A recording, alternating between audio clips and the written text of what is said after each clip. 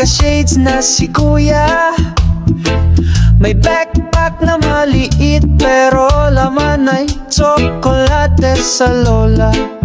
Nagpaalam kay Mrs. Babe, 3 months lang to, pero sa FB may bagong baby.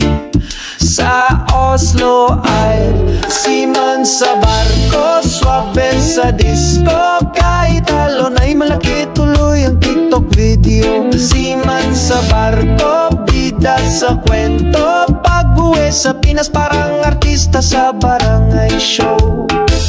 May kwento si Kapitan, ako'y muntik nang mahulog, pero si Sam ang busy sa selfie.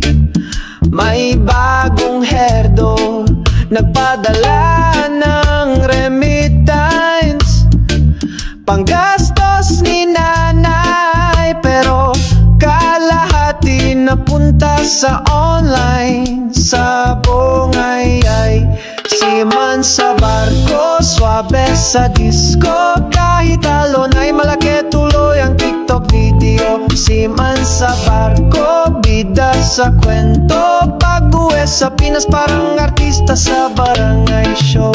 May tattoo ng angkor pero takot sa injection, may GPS sa barko pero nawawala sa direction.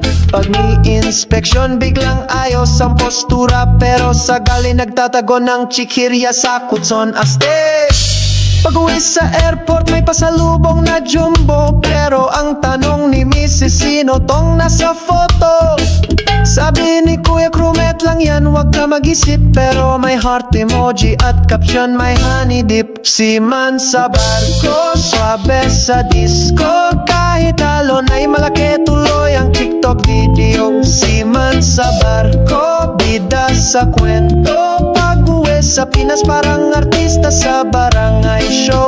Kaya saludo kami sa mga seaman na tunay, kahit minsan pasaway, sa pamilya ay buhay.